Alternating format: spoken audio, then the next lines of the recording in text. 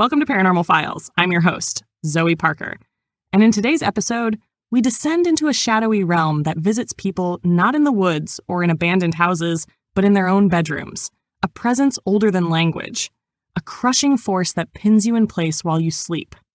You cannot move. You cannot speak.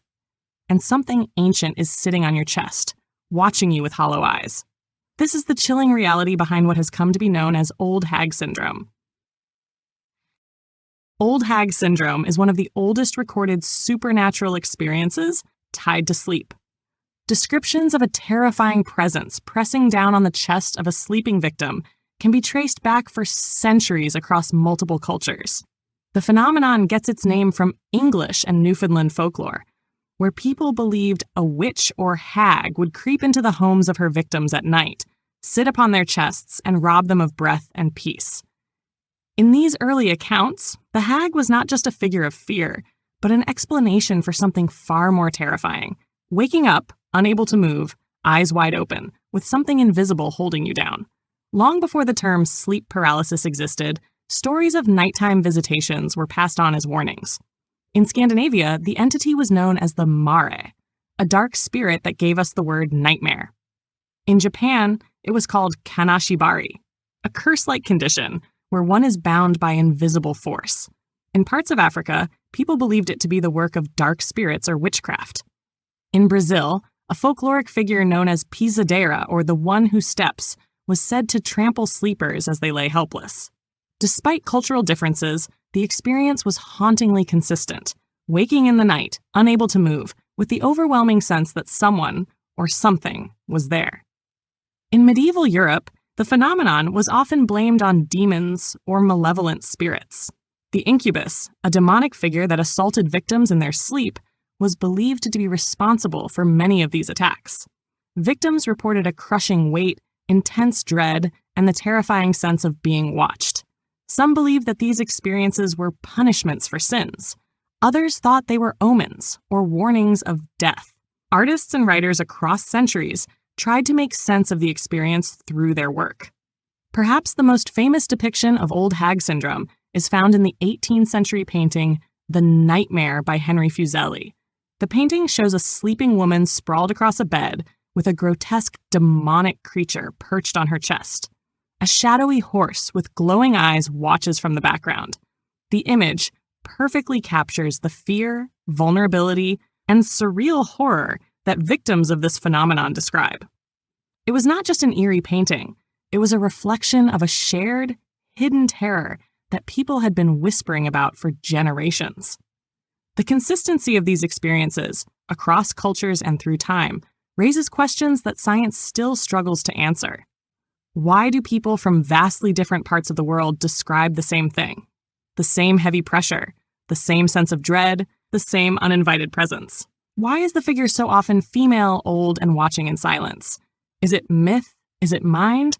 Or is it something else entirely? Something older than the stories we tell? One of the earliest recorded encounters resembling Old Hag Syndrome comes from the British Isles, where 17th century documents describe victims waking with the sensation of being suffocated by a witch sitting on their chest. These accounts were not treated as strange dreams or psychological episodes. They were treated as assaults, often resulting in accusations of witchcraft. In small villages, individuals who were believed to possess the ability to astrally project or torment others in their sleep could be arrested, tried, and executed. The terror of the night visit was not just personal, it was judicial, political, and fatal. But the phenomenon was never confined to the past. In modern times, stories have emerged from every continent with shocking consistency. One of the most well-documented waves of encounters came from Newfoundland in the mid-20th century, where the term old hag was in common use. Residents of small fishing villages reported waking up in the middle of the night, paralyzed, with a dark figure pressing down on their chest. In many cases, the figure was female, wrinkled, heavy, with long limbs and blank eyes. Some claimed she would whisper incomprehensible words. Others said she would just sit and stare, unmoving, for minutes that felt like hours. One particularly chilling report came from a man named Thomas Green in 1962. A logger by trade, Thomas was not prone to superstition. But one night, he awoke in his small cabin outside Gander, completely unable to move. He described the room as colder than death, and noticed a woman standing at the foot of the bed. She wore a black shawl, her skin was the color of ash, and her eyes were sunken holes. She climbed onto his chest slowly and pressed her hands against his throat. Thomas could not breathe, could not scream, could not move. Then, just as suddenly, she was gone. He shot upright, drenched in sweat, the air thick with the smell of old wood and wet cloth. In Appalachia, similar stories surface with alarming frequency. Miners in West Virginia spoke of the night hag who would ride them in their sleep. Ranchers in the Texas Hill Country tell of waking to find a bony woman crouched on their chest, whispering things in an unknown language. In Puerto Rico, the phenomenon is often associated with brujeria, witchcraft, and entire families pass down stories of the bruja del sueño, the witch of sleep, who comes to those who forget their prayers. Modern digital forums are filled with first-hand reports, some anonymous, others detailed and deeply personal. One user described waking paralyzed to see an old woman crawling across the ceiling toward him, upside down like a spider. Another claimed the hag returned to her room every Thursday night, always at the same time, always entering through the wall behind her headboard. These stories are separated by distance, culture, and belief, but what they describe is unmistakably the same, and it is not just the appearance of the figure that repeats. It is the sensation, the crushing weight, the total loss of control, the overwhelming sense of evil, and always the eyes, watching, unblinking, as if waiting for something we are not meant to understand. Though many dismissed these episodes as mere nightmares, the persistent and vivid nature of Old Hag encounters drew the attention of researchers, folklorists, and even medical professionals. In the early 1970s, a series of studies began documenting what would eventually be classified in clinical terms as sleep paralysis.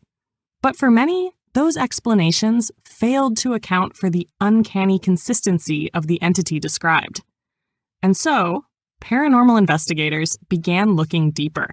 In 1977, famed researcher David Hufford, then a professor at Memorial University in Newfoundland, began studying first-hand accounts of what locals referred to as the hag. He was not looking for ghosts or demons. He was investigating belief systems. But what he found unsettled him. Hufford discovered that many of his interview subjects had no prior knowledge of one another, yet their experiences were strikingly similar. They described the same old woman, the same crushing weight, the same suffocating fear. Hufford himself, a skeptic by nature, later experienced an episode personally, an event that changed the trajectory of his research permanently. His findings, later published in The Terror That Comes in the Night, revealed that nearly 1 in 5 people experience at least one such episode in their lifetime. Many never speak of it. Some believe they dreamed. Others know they did not. Hufford's work suggested that the experience was not just folklore. It was a real, measurable, and recurring phenomenon. And perhaps more chillingly, it seemed to be waiting for the right moment to happen. Other investigators followed suit. Paranormal teams began recording interviews with victims. Photographs were taken of supposed impressions on bedsheets, small bruises on chests and arms, or claw-like markings left behind. While these images never served as definitive proof, they added fuel to the fire. Psychical researchers in the United Kingdom, studying reports in rural villages, began to document recurring cases from the same homes, sometimes affecting entire families, generation after generation. In one instance, a mother and her teenage daughter both described being attacked by the same black-cloaked figure within nights of each other. Neither had spoken of it until the other confessed. Attempts to debunk the phenomenon often fell short. Sleep experts could explain the paralysis, but not the shared vision of the hag. Skeptics blamed cultural suggestion, but that could not explain how a man in the Philippines, a woman in Norway, and a child in Peru all described the same being. There were no clear patterns, no common religion, no shared trauma, no specific sleep position or lifestyle. The hag visited the healthy and the sick, the young and the old, the believer and the skeptic alike. In 1993, a team of paranormal researchers based in Chicago set up thermal and audio recording equipment in a series of homes where repeated hag encounters had occurred. While no visual entity was captured, several unexplained anomalies were recorded: sudden temperature drops, low-frequency audio pulses, and one chilling clip of what sounded like a whisper. Just 3 words: "You are mine." The audio was analyzed by multiple labs and deemed inconclusive. But to those who had experienced the hag, it was all the confirmation they needed. The evidence was never enough to satisfy the scientific community. But for those who had lived through it, no further proof was necessary. They already knew she was real. As accounts of Old Hag Syndrome continued to spread, explanations began to emerge from 2 dominant schools of thought. One was paranormal in nature, rooted in folklore, spiritual belief, and ancient understandings of the soul. The other was scientific, clinical, and grounded in modern neurology. Both sides attempted to answer the same terrifying question: what is really happening during these episodes? From the paranormal perspective, the entity known as the hag is more than a hallucination. In many cultures, she is considered a malevolent spirit, an astral parasite that feeds on fear, energy, or even life force. Some believe she is a remnant of ancient witchcraft, an entity summoned centuries ago that never left. In West African traditions, such spirits are known as night witches, capable of traveling between planes and inflicting suffering in dreams. In Native American lore, there are tales of skinwalkers and shadow beings who visit victims while they sleep, leaving them drained and paralyzed. In these traditions, the hag is not a dream. She is a predator, slipping between dimensions, targeting the vulnerable. Spiritualists suggest that moments of sleep paralysis represent a thinning of the veil between the physical and spiritual realms. During this fragile state, the soul may be partially detached from the body, leaving it exposed. It is in this liminal space, they say, that entities like the hag can interact with the living. Some claim the hag is not evil in the traditional sense, but a guardian of thresholds, appearing to those undergoing spiritual transformation or psychic awakening. Others disagree, describing her as demonic, manipulative, and ancient beyond comprehension. On the other side of the divide, neurologists describe Old Hag Syndrome as a product of the brain caught between sleep cycles. During rapid eye movement sleep, the body naturally undergoes paralysis to prevent acting out dreams. When someone awakens suddenly during this stage, their mind may become alert while their body remains frozen. In this state, the brain can misfire, producing vivid hallucinations and overwhelming dread. According to researchers, the sensation of weight on the chest is a psychological interpretation of the body's immobility and shallow breathing. The dark figure, whether a hag, demon, or stranger, is a manifestation of fear. But even among scientists, questions remain. Why do so many people see the same figure? Why do these experiences provoke such intense dread and leave lasting psychological scars? Some theorize that the hag is a culturally inherited archetype, a symbol buried in the collective unconscious. Others argue it is a defense mechanism, a way for the mind to give form to inexplicable terror. Still, these explanations leave gaps. Some neurologists have pointed out that sleep paralysis hallucinations do not behave like typical dreams. They often feel external rather than imagined. Victims report the sensation that the figure is not a product of their mind, but a presence in the room.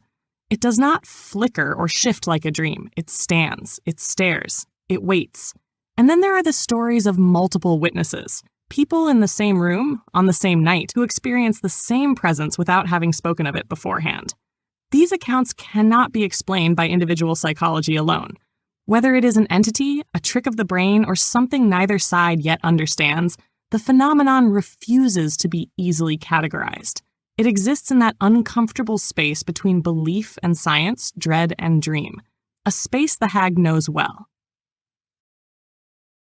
In recent years, Old Hag Syndrome has seen a strange and troubling resurgence.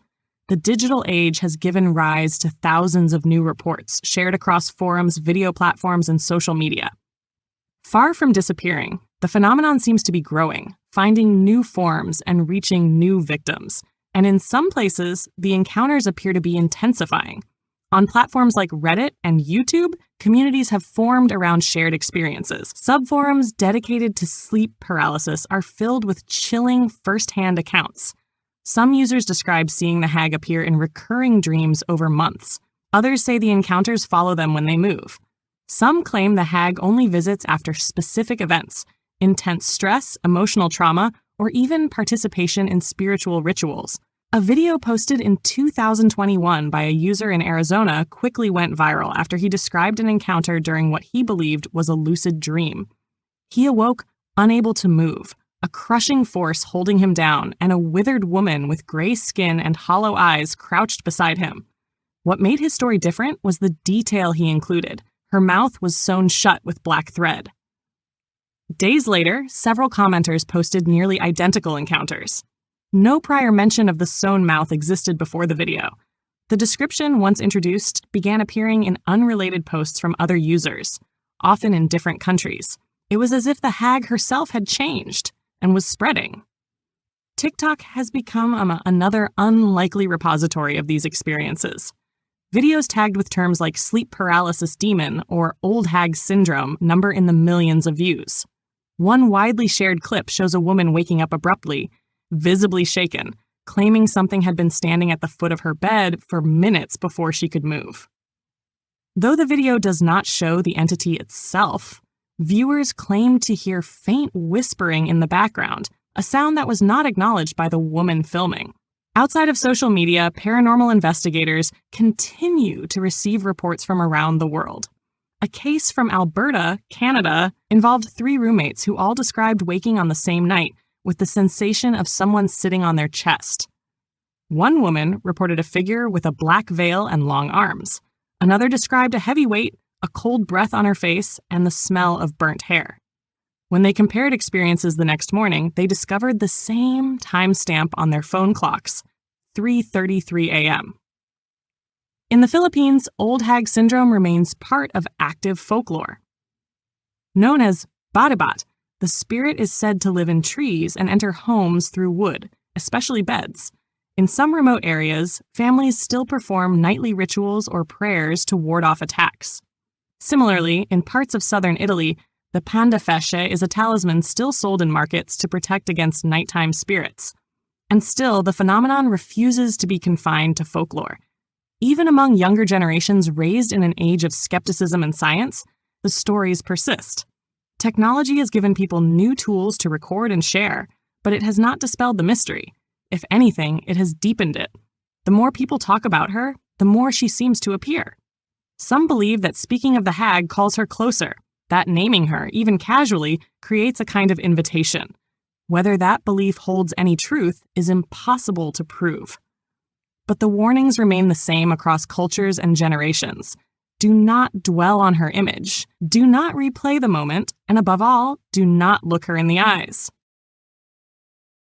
The cultural and psychological impact of Old Hag Syndrome stretches far beyond the experience itself.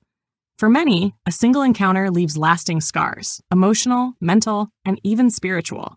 Victims often describe a profound sense of violation, as if something had broken through the final boundary of safety, the sanctity of sleep.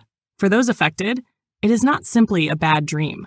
It becomes a permanent memory, etched with more clarity than most waking moments. In some cultures, those who have experienced the hag are seen as cursed or chosen.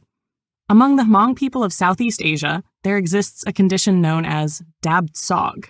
It is a spiritual attack believed to be caused by an evil spirit pressing on the chest during sleep. During the 1970s and 1980s, a series of sudden nocturnal deaths occurred among Hmong refugees in the United States. Healthy young men, mostly in their 20s and 30s, were found dead in bed. Autopsies showed no clear cause of death. The official term became sudden unexpected nocturnal death syndrome, but among the Hmong, it was understood. The dabtsog had come. The fear was so widespread that it changed behavior. People refused to sleep lying on their backs. Some stopped sleeping altogether, trying to avoid the paralysis. Others wore protective charms or followed specific rituals to keep spirits at bay. The phenomenon and the terror surrounding it reached a level where even the CDC, the Centers for Disease Control and Prevention, launched an investigation. What they found were complex layers of cultural trauma, belief, and fear, so strong they could, quite literally, kill. In Western societies, where belief in spirits is less commonly embraced, the psychological impact still echoes. Victims often hesitate to share their stories, fearing ridicule or misdiagnosis. Some are diagnosed with anxiety disorders, post-traumatic stress, or even delusional conditions. But many insist they are not sick. They are haunted, and the more they are dismissed, the more isolated they feel. Pop culture has seized upon this fear, folding it into horror films, novels, and games. Characters paralyzed in bed, dark figures creeping through shadow, voices whispering from the corners of the room. These images have become standard in modern horror, drawn directly from the real-life accounts of Old Hag Syndrome. The painting The Nightmare by Henry Fuseli has been reprinted, parodied, and reimagined countless times in film posters and art. It is no longer a symbol of sleep disturbance. It is a cultural icon of dread. But for those who have experienced the hag, her image is not metaphor. It is memory. And in some cases, that memory shapes entire lives. People rearrange furniture to avoid sleeping near windows. They leave nightlights on well into adulthood. Some even avoid sleeping in silence, using white noise or music to drown out the possibility of hearing the quiet breath of something waiting. And yet, there are also those who claim the experience changed them in other ways. Some say it opened their perception, allowing them to sense things they had not before. Others report an increase in lucid dreams, out-of-body experiences, or encounters with other entities. Whether those outcomes are blessings or curses remains uncertain, but the hag leaves something behind in everyone she visits. Something that lingers. Something that watches. Throughout the centuries of reported encounters, certain details stand out, details too consistent to ignore. These are not random fragments of dream logic, but recurring patterns observed across time, geography, and culture. And when examined together, they form a mosaic of eerie precision.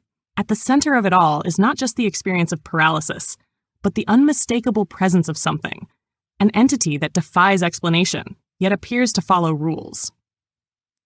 Victims almost universally describe the onset of the experience with an overwhelming feeling of dread, not confusion, not fear, dread, a primal awareness that something is in the room. It is often described as entering before being seen, its presence detectable in the drop of temperature, the shift in air pressure, or the feeling that one is being watched. Then comes the paralysis, the inability to move, speak, or scream. It feels, as many have described, like being buried in the body, fully conscious, fully helpless. The next detail is the weight, a pressure on the chest that makes breathing difficult, sometimes impossible. But unlike the sensation of lying beneath a heavy blanket, this weight feels active, intentional.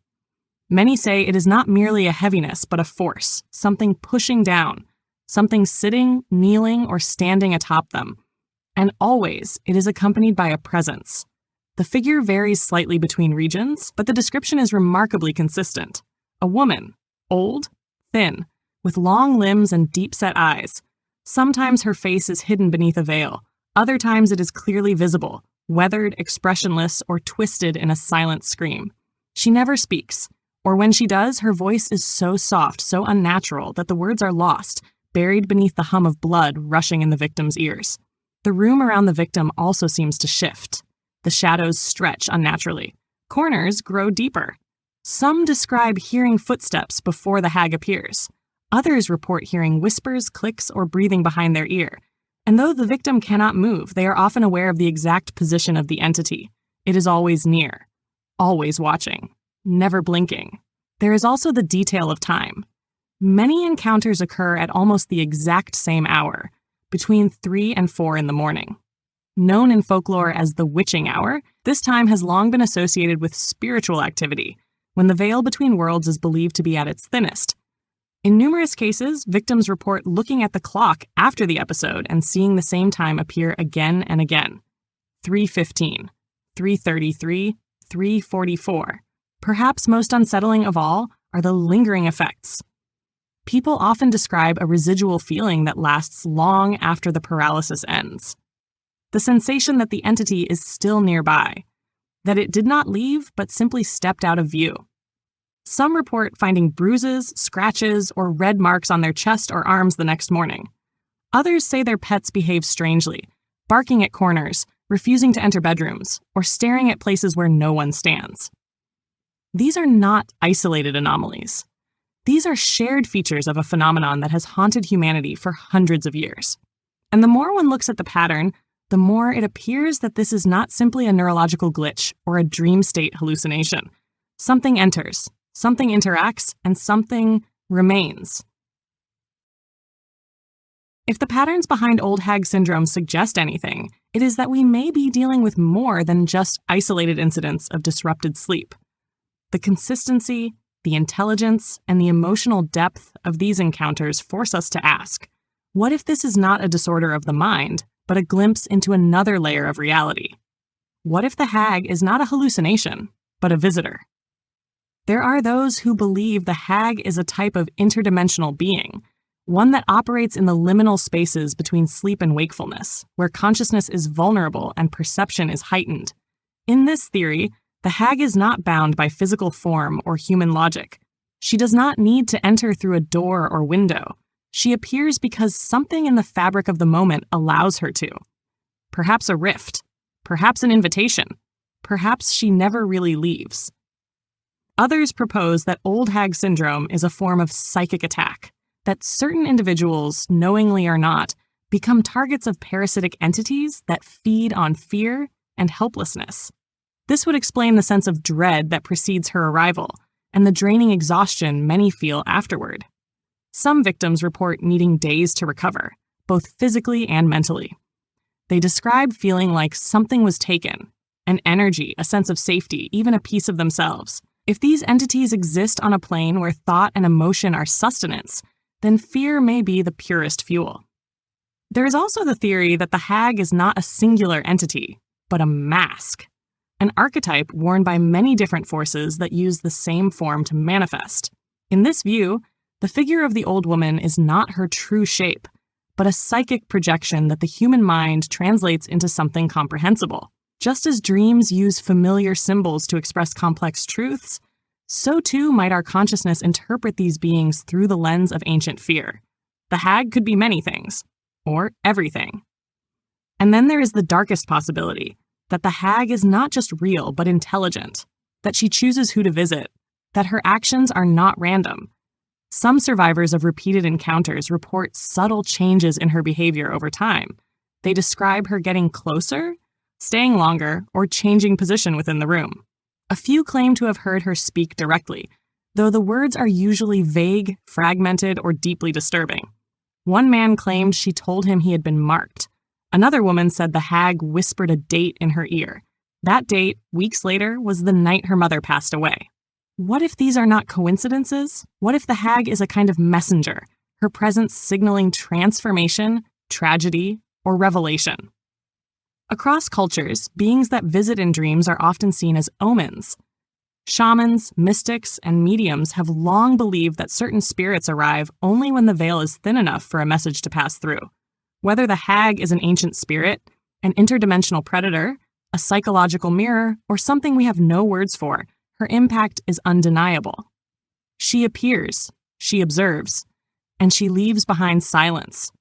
A silence filled with questions we may not want answered, and still we wonder, what if she is real? What if she is watching still? What if, even now as you listen, she is waiting, just outside your next breath? It is a strange thing to be visited by something no one else can see, no one else can touch, and yet feel it as clearly as gravity or pain. For centuries, the presence known as the hag has haunted the edges of human sleep, slipping between dreams and consciousness, casting long shadows over what we believe to be real. And for those who have encountered her, the experience is never forgotten, not because of what she does, but because of what she represents. She is the embodiment of vulnerability, of powerlessness, of being pinned beneath the weight of something we cannot name. For some, she is a symbol. For others, a spirit. But whether interpreted through the lens of science or spirituality, folklore or neurology, her form is unmistakable. She is old. She is silent. And she waits. What remains most unsettling is how she reaches across borders, Geographic, cultural, and even generational. From medieval Europe to modern America, from the Philippines to the Arctic Circle, she appears with the same dead eyes, the same chilling weight. Her mythology is stitched into the fabric of human history, yet no one can say exactly what she is or why she comes. Perhaps that is her power. She does not need to be understood. She only needs to be felt. Some say the experience of sleep paralysis is harmless, that it is just the brain misfiring, a trick of neurotransmitters, a confusion of consciousness. And perhaps, in many cases, it is. But those who have seen her, really seen her, do not describe a moment of misfiring neurons. They describe a presence, one that lingers long after they wake, one that they feel even in daylight, as if she left something behind. And perhaps that is the most disturbing possibility of all. Not that she comes and goes, but that she never truly leaves. That she is watching, waiting, not outside the room, not under the bed, but behind the eyes. A sliver of shadow in the corners of the mind, a weight on the chest of the soul. If there is one thing that connects every hag encounter, it is this: the silence, the inability to scream, the loss of voice in the presence of something ancient. And maybe that is the point. Maybe what she brings is not just terror, but truth. The truth that there are forces still unexplained, that the world we know is far from complete, that sometimes when we close our eyes, we open a door. And on the other side of that door, she is waiting. Thanks for listening. This has been Paranormal Files. If you enjoyed today's episode, be sure to follow us wherever you get your podcasts. And if you'd like to support the show, gain access to bonus content and unlock our entire library of podcasts, subscribe to the Forbidden Knowledge Network on Patreon. Subscribe now.